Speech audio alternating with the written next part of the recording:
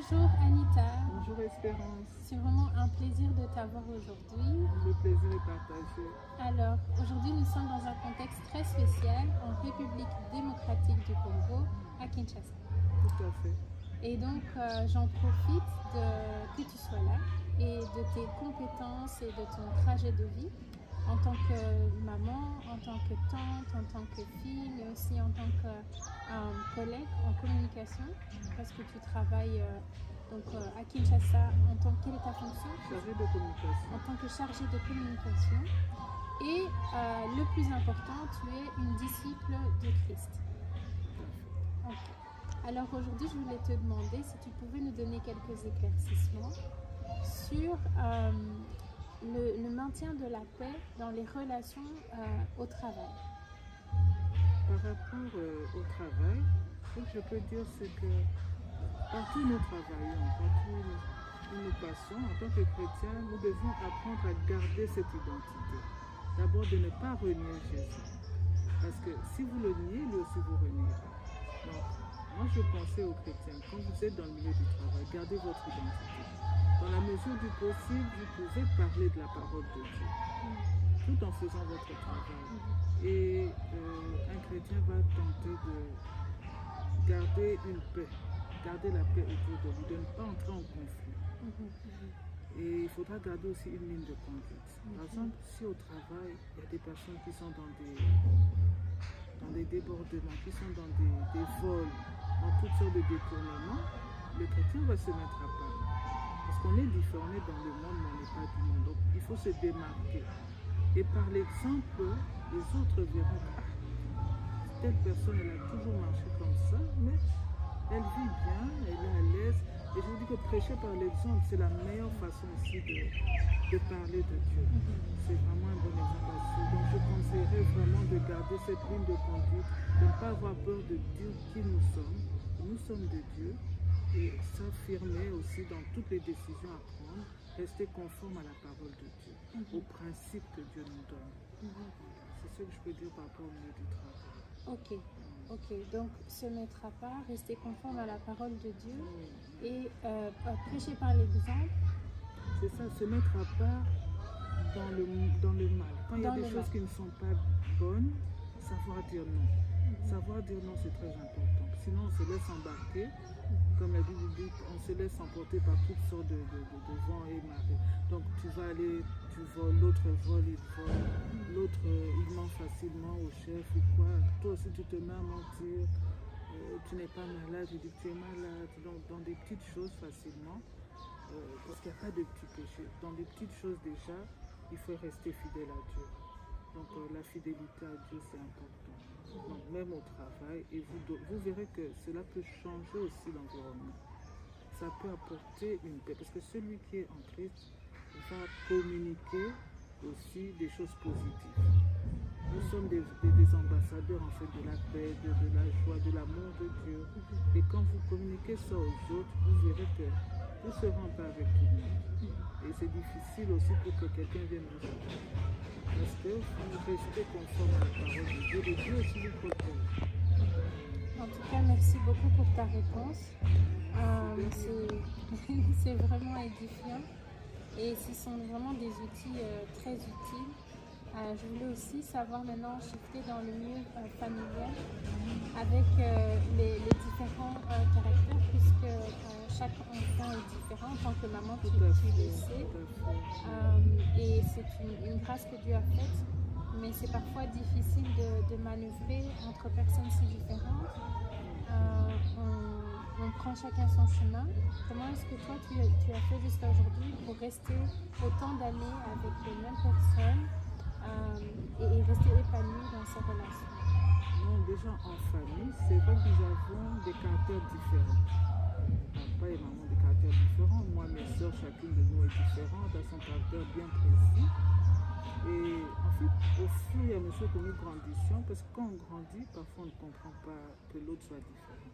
Et plus on grandit, plus on acquiert une certaine maturité, une sagesse, et on apprend à accepter l'autre avec ses différences. On apprend à se dire, non, telle personne, elle a un caractère plus impulsif. Telle, elle est plus expressive et tout ça, alors on apprend à faire le juste milieu, on ne juge pas. En fait, c'est plus facile de communiquer avec les autres quand ils ne se sentent pas jugés. Donc il faut accepter l'autre comme il est, avec ses défauts, ses qualités. Et c'est comme dans le lieu du travail, il faut aussi prêcher par l'exemple. Si vous savez par exemple que dans la famille, il y a telle personne qui n'a pas encore accepté Christ, en tant que chrétien, je vais me dire, je vais l'approcher. Je suis conseillé de commencer d'abord autour de nous. Je vais approcher là, les personnes, les tantes, les cousins, cousines, je vais leur parler de Christ. S'ils acceptent, tant mieux. S'ils n'acceptent pas, il ne faut pas forcer. La Bible dit, l'un a semé. Paul a semé, Apollos a arrosé, mais c'est Dieu qui fait croître. Ce que tu laisses dans le cœur des gens, tu ne sais pas ce que Dieu va faire après. Donc tu passes ton chemin, il ne faut pas forcer, il faut faire ce que tu fais. Tu fais ta part en fait. Et Dieu lui aussi va faire sa part. Et cela permet de rester en harmonie avec les autres, avec tous les membres de famille. Okay. Donc il ne faut pas se culpabiliser. Si tu as déjà parlé de la parole de Dieu que la personne n'a pas voulu accepter, ou bien la personne va peut-être accepter plus tard, tu n'as pas à culpabiliser. Parce que toi, tu as fait ton devoir. Tu as fait ce que tu étais convaincu de la part de Dieu. Et tu as dit ce qu'il fallait dire, donc tu n'as pas à culpabiliser. Tu continues ton chemin et tu continues à parler de ta vie chrétienne autour de toi. Maintenant, par rapport au rôle de maman, où c'est une constante pendant un certain temps jusqu'à l'adolescence ou même plus tard, où tu dois rester avec l'enfant et c'est ton rôle de continuer à parler. Comment est-ce que tu fais pour maintenir en fait une bonne relation ou un bon climat? Là, c'est pas évident. Ça devient plus difficile plus l'enfant grandit. Quand vous voyez l'enfant atteint la préadolescence, l'adolescence, alors là ça se corse. Mais je conseillerais à chaque parent de persévérer. Dans la Bible on parle beaucoup de persévérance. Persévérer, donc continuer de parler aux enfants sans cesse. Parce que les enfants, plus ils grandissent, plus ils pensent tout savoir, ils se croient plus intelligents, plus malins. Parfois ils ne s'écoutent pas trop. Mais ce qu'on a semé depuis leur enfance jusqu'à ce qu'ils grandissent, un jour ça ressort. Et vous verrez que à force de parler, il y a quand même des choses qui vont se... On verra comme cet enfant a été élevé, il a une éducation chrétienne. Ça va ressortir.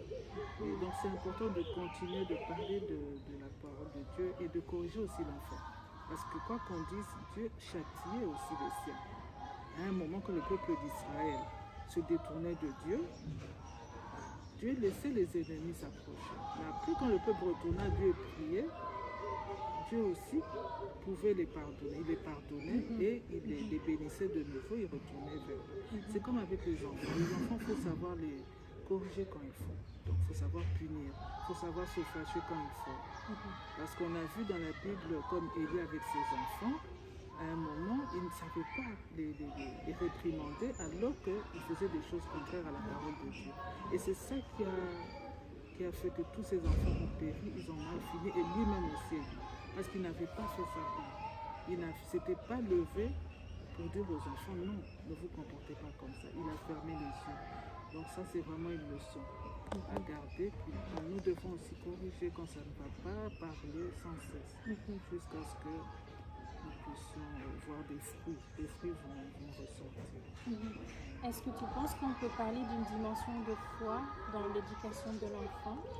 Qu'on attend, on sème et on a la foi qu'un jour ça va se voir, comme tu as dit, où l'éducation va porter du fruit ou témoigner de la... Oui, parce que quand on dit ce qu'on sème dans le cœur des enfants, vous verrez peut-être il y aura des enfants qui vont accepter Christ plus tôt, il y en a qui vont accepter plus tard.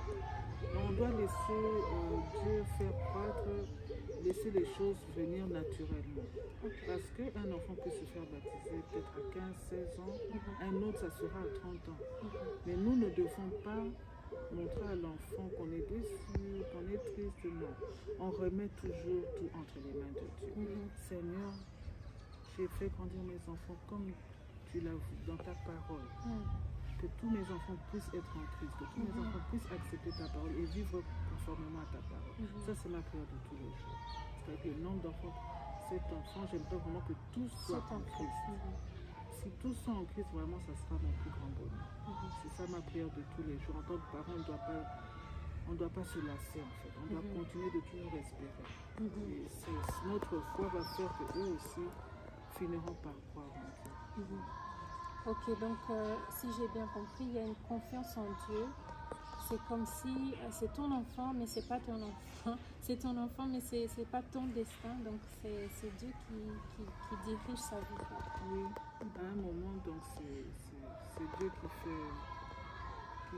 qui transforme les cœurs. C'est lui qui transforme les cœurs en fait. On a beau faire ce qu'on doit faire, mais ce sont des personnes en fait que Dieu nous confie pendant un certain temps. Mais après, en fait, c'est entre l'enfant et Dieu. Surtout quand ils deviennent adultes, les décisions qu'ils doivent prendre, tout ça, on peut être là. Mais je pense que c'est surtout la présence de Dieu dans leur vie qui va les guider et qui va vraiment les aider encore plus. Ok, merci beaucoup. Maintenant, pour ce qui est du milieu professionnel, ça fait quelques années que tu es chargée de communication à Kinshasa. Je sais que donc tu as parlé de montrer comment, prêcher par l'exemple. Oui, prêcher par l'exemple. Oui, et aussi dans les mauvaises choses ne pas céder. Plus largement en société, étant donné le contexte, est-ce que tu ne penses pas qu'il y a des situations qui peuvent pousser à bout avec des non-chrétiens? Par exemple, simplement dans des commerces où tu peux tomber sur une personne, dans le monde séculier, enfin dans le monde, comment est-ce que tu gères En fait, par rapport à la vie de tous les jours, il y a des conflits qu'on peut éviter facilement.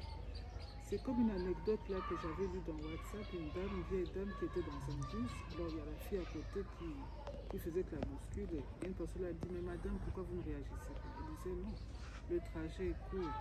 Je vais descendre au prochain arrêt. À quoi ça va me servir de me confronter à cette personne et me chamailler? Ça sera inutile. Donc par rapport à cette question, je dirais que le chrétien, en fait, lui, procure la paix autour de lui. Heureux ceux qui procurent la paix, parce qu'ils seront appelés fils de Dieu. Actuellement, nous sommes dans un monde où Dieu nous avait prévenu qu'il y aurait des troubles, qu'il y aurait des pluies de bottes, qu'il y aurait des guerres, des catastrophes naturelles comme on voit aujourd'hui. En fait, tout ça, Dieu nous avait prévenu. Et donc, tous en tant que chrétienne, je sais qu'il a dit aussi depuis l'Ancien Testament. Il a dit à Josué, je ne t'abandonnerai pas, je serai avec toi comme j'étais avec Moïse. À Jacob, il a dit, je ne t'abandonnerai pas jusqu'à ce que la promesse que j'avais faite soit atteinte. À tout le monde, à Gédéon, il a dit, quand il devait affronter les Madianites, je serai avec toi, n'aie pas peur, va en paix, parce que je suis avec toi, je suis ton Dieu. Donc à chaque fois dans la Bible, Dieu nous prévient. Et dans le Nouveau Testament, c'est aussi pareil. Il nous demandait de rester en paix avec les autres dans la mesure du possible. Donc nous devons tout faire en fait, dans tout ce que nous pouvons faire, c'est être en paix avec les autres. Le mieux que nous pouvons en fait. Et là où ce n'est pas possible, on remet tout entre les mains de Dieu. Parce que tu ne peux pas forcer quelqu'un à t'aimer. Quelqu'un décide, je ne t'aime pas, je n'aime pas espérer. Toi, tu vas montrer à l'autre que tu ne en veux pas, tu n'as rien contre lui. Mais si la personne s'acharne à ne pas t'aimer, tu ne peux rien faire d'autre. Tu ne peux que prier, parce que prier pour vos ennemis. Tu pries, c'est tout. Mais chercher les confrontations, ça ne sert à rien. Et puis nous luttons contre les dominations, contre les principautés, pas contre la chair et le sang, contre les esprits qui sont derrière ces personnes qui vous haïssent. Cet état d'esprit va faire que tu vas considérer les autres différemment. Si quelqu'un vole, comme le pasteur a prêché la semaine passée, si quelqu'un est un voleur, c'est qu'il a un problème. C'est qu'il n'a pas Christ. Quand tu vois les choses de cette façon, tu dis on ne veut pas, tu te dis je dois prier pour cette personne.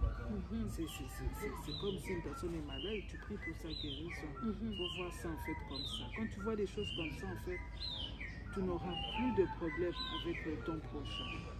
Parce que tu vas être conciliant et toi-même tu es en paix et tu procures la paix à l'autre.